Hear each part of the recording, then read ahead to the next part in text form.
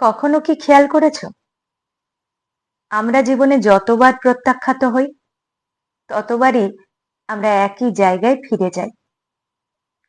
একই মানুষ, একই সম্পর্ক, একই সুযোগ, যেগুলো আমাদের জন্য দরজা খুলে দেয়নি, সেগুলোর সামনে দাঁড়িয়ে বারবার কড়া নাড়তে থাকি।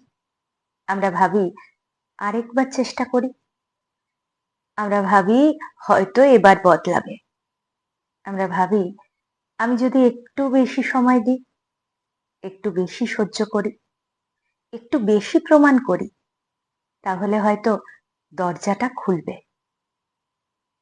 কিন্তু একটা কথা কেউ শেখায় না, সব বন্ধ হওয়া মানে ভুল নয়, সব প্রত্যাখ্যান মানে অপমান নয়, সব হারানো মানে ক্ষতি নয়।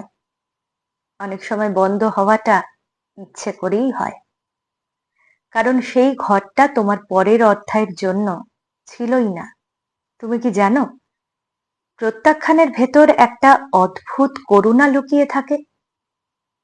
আমরা সেটা দেখতে পাই না, কারণ তখন আমাদের অহংকারে আঘাত লাগে। মনে হয় আমি কেন না, মনে হয় আমি কি যথেষ্ট নই। কিন্তু সত্যিটা অন্যরকম। কখনো কখনো তুমি যথেষ্ট বলেই সেই জায়গাটা তোমাকে নিতে পারেনি।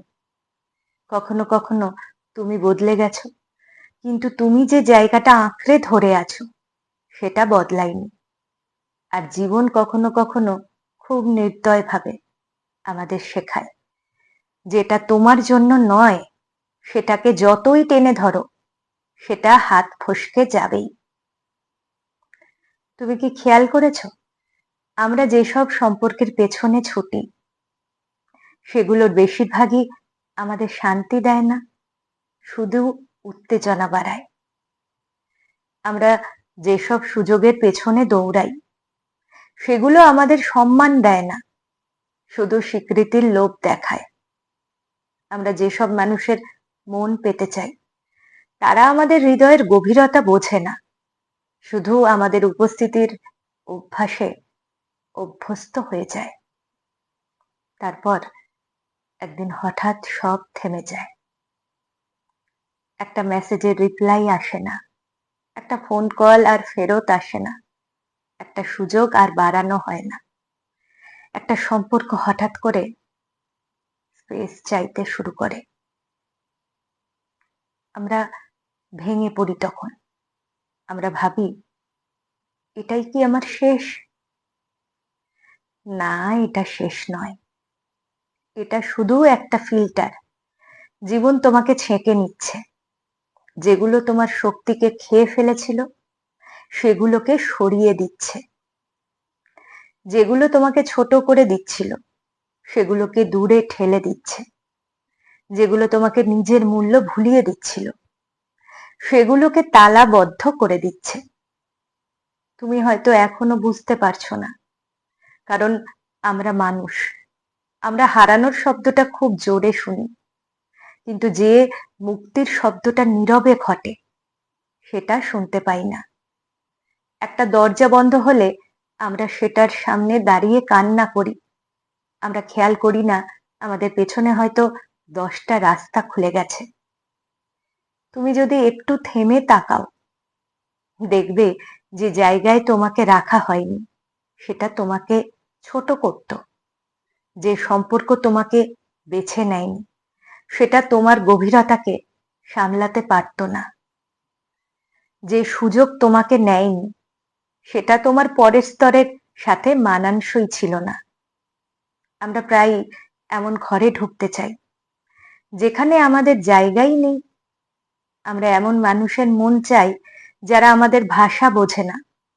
আমরা এমন পরিবেশে থাকতে চাই যেখানে আমাদের আলোটা বিরক্তিকর মনে হয়। তারপর একদিন বুঝি দরজাটা বন্ধ ছিল, কারণ ভেতরের বাতাস আমাদের জন্য ছিল না।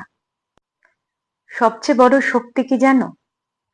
সবচেয়ে বড় শক্তি হলো হেঁটে চলে যাওয়া, কড়া নাড়িয়ে প্রমাণ করার চেষ্টা না করে, অপেক্ষা করে নিজেকে ছোট না করে, অপমান সহ্য করে গ্রহণযোগ্যতা পাওয়ার চেষ্টা না করে।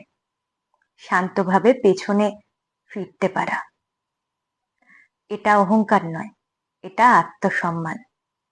তুমি যদি সত্যি নিজের পরের অধ্যায় যেতে চাও, তাহলে পুরনো অধ্যায়ের শেষ লাইনটা তোমাকে মেনে নিতে হবে। সব গল্পে রিওপেন হয় না, সব সম্পর্ক রিকনসাইল হয় না, সব সুযোগ রিডিফাইন হয় না। কিছু জিনিস শেষ হয় কারণ তাদের কাজ শেষ। আর তুমি যদি সেই শেষটাকে সম্মান করতে পারো, তাহলে নতুন শুরুর জায়গা তৈরি হয়। একটা সময় আসবে যখন তুমি পেছনে তাকিয়ে বলবে, ধন্যবাদ আমাকে নাওনি। কারণ যদি নিত, তাহলে হয়তো আজকের তুমি হতে না। আমরা জীবনে অনেক সময় ভুল দরজার সামনে দাঁড়িয়ে নিজেদের মূল্য প্রমাণ দিতে থাকি, কিন্তু যে দরজাটা সত্যি তোমার জন্য, সেখানে তোমাকে প্রমাণ করতে হয় না, সেখানে তোমাকে স্বাগত জানানো হয়। তাই বারবার কড়া নাড়ার আগে নিজেকে একটা প্রশ্ন করো, আমি কি সত্যি ওখানে থাকতে চাই, নাকি আমি শুধু হাঁটতে চাই না বলেই লেগে আছি? জীবন কারো বিরুদ্ধে নয়, এটা শুধু তোমাকে তোমার জায়গায় বসাতে চায়।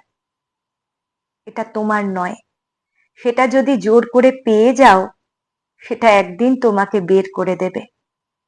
কিন্তু যেটা সত্যি তোমার, সেটা তোমাকে জায়গা করে নেবে। তাই আজ যদি কিছু বন্ধ হয়ে যায়, একটা সম্পর্ক, একটা সুযোগ, একটা স্বপ্ন, ভেঙে পড়ো না, চুপচাপ দাঁড়িয়ে থেকো না সেই বন্ধ জায়গার সামনে। নিজেকে ছোট করো না, শান্তভাবে হেঁটে চলে যাও, কারণ তোমার পথ সামনে।